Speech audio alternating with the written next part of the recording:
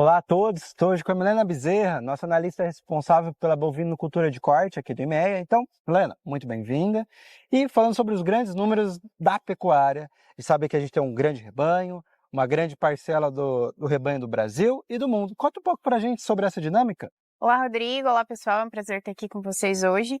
E, bom, basicamente é isso, né? A pecuária é uma atividade muito pujante aqui para o estado, é uma das únicas atividades presentes em todos os municípios, tanto a nível estadual quanto nacional.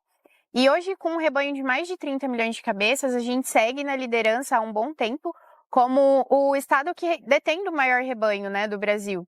E longe, com mais de 10 milhões de cabeças aí de distância do segundo colocado. E para além dessa importância a nível aqui nacional, Mato Grosso também ocupa uma importante posição a nível mundial.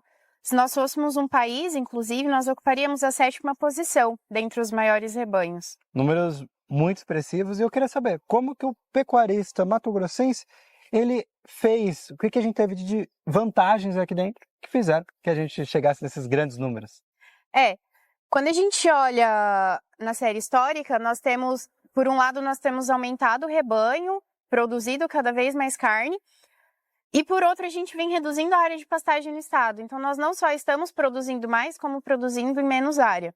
E esse avanço produtivo, essa melhora na produtividade do estado, é resultado de um conjunto multifatorial, basicamente por parte de adesão de tecnologia pelos pecuaristas, mas nós podemos elencar alguns fatores primordiais aí nesse processo, que é a adesão a melhoramento genético. A gente vê a IATF cada vez mais presente aí na atividade da cria.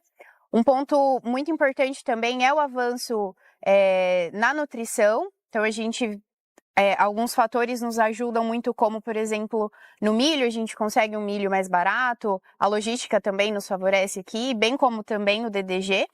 E, além disso, nós vemos um avanço muito expressivo nos sistemas de terminação. E não falamos mais só de confinamento quando a gente fala de terminação de bovinos.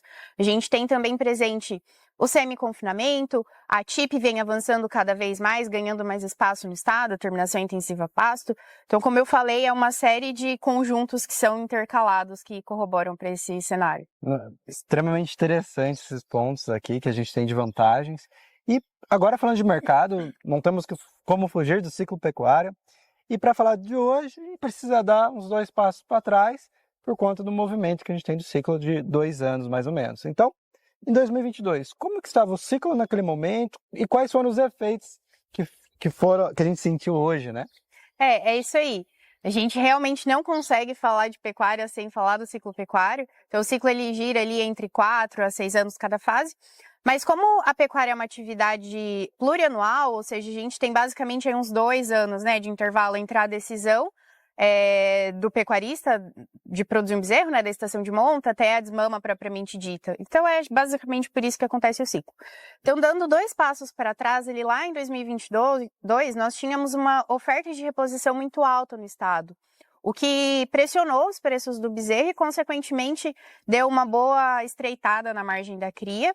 E com as margens apertadas, o criador ele precisou optar entre vender um bezerro ou enviar aquela matriz para os frigoríficos. E como a venda do bezerro não era o suficiente para ele gerar caixa, ele passou a ofertar essas matrizes aí para as indústrias. E esse excesso de fêmeas para os frigoríficos pressionou também os preços do boi gordo. Entendido. Então, todo esse reflexo que você falou, ele está acumulando até hoje. E 2024, a gente teve um cenário um pouco mais diferente. Eu queria que você explicasse tanto a questão dos preços e a dos abates para 2024. É isso aí. No ciclo a gente tem as fases de alta, as fases de baixa e a transição entre elas. E esse ano a gente viu uma fase de transição. Falando de preços, a gente viu um primeiro semestre aí andando de lado, né? A arroba do boi gordo teve uma amplitude muito baixa, de basicamente 10 a 15 reais por arroba. Então, saímos do cenário de 175, né? Do boi gordo a 175 reais por arroba lá no ano passado. Exato. E esse ano deixou de cair, mas andou de lado ao longo do primeiro semestre. Já ali para o final, ele deu uma reagida um pouco melhor, mas em resumo, o que marcou foi de fato essa lateralização aí nos primeiros meses. Perfeito. Então, até o primeiro semestre, um pouquinho do início do segundo, a gente viu essa estabilidade de preços. E de repente, o preço do boi subiu e muito. Eu quero entender o que impulsionou, quais foram os fatores para impulsionar e vai continuar assim? Essa é a minha dúvida. Bom, quando a gente olha para a oferta, nós passamos aí então pelo terceiro ano consecutivo com um abate de fêmeas muito intenso, o que inclusive fez com que a gente registrasse recorde ao longo de vários meses desse ano. Na parcial, aí, com os dados, considerando os dados de janeiro a novembro, nós abatemos uma média de 620 mil cabeças por mês. O que faz com que a gente já tenha registrado um recorde aí para abate, a gente se encaminha para um ano com 7,2, 7,3 milhões de cabeças. E do lado da oferta, a gente tem um cenário em que os preços poderiam ser muito piores, né? Considerando essa oferta excessiva. E o que realmente sustentou os preços, pensando no primeiro semestre, que com a oferta muito elevada, o preço andou de lado, e já engatilhando aqui, né, para o segundo semestre, que a gente teve a arroba do boi deu uma alavancada aí de praticamente 100, até em algumas praças até mais de R$100 por arroba no período ali entre agosto e novembro, a gente vê a demanda também muito aquecida. Né? Se do lado da oferta a gente estava registrando recorde, vem registrando recorde, a exportação também segue o mesmo cenário. Só para trazer em números ali, outubro e novembro, por exemplo, a gente exportou praticamente 80 mil toneladas equivalente carcaça. Então, é esse movimento, aquele equilíbrio, né, entre oferta e demanda que tem contribuído para esse cenário de preços. Ali, o primeiro semestre andando de lado e esse impulso que a gente viu na arroba do boi nesse finalzinho, né? Entendido. E, Milena, já pensando nas perspectivas para o próximo ano, 2025, que já estamos com um pé aí nele. Essa questão do consumo tende a manter, então as exportações que você falou, os indicadores de consumo interno, e aí você acha que isso vai mudar o preço? E também questão dos abates. Será que os abates vão dar uma recuada? E ocasionando nesse preço aí, que é o que a gente mais quer saber.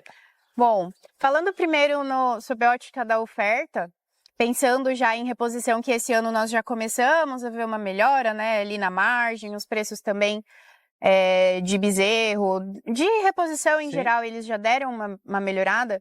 E aí, considerando que o ano que vem a desmama é resultado lá de 2023, que foi o segundo ano consecutivo de abate de matrizes, Exato. A gente tem esse cenário já aí de uma inversão já para a fase, talvez o início ali, né, da fase de alta do ciclo. Isso falando para reposição.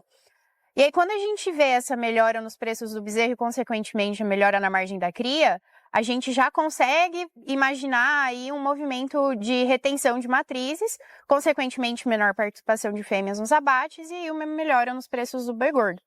E agora entrando para a demanda, né, para exportação, esse ano nós vimos um fortalecimento de mercados já existentes que tende a continuar no próximo ano, o que nos traz também esse cenário positivo, né, de preços.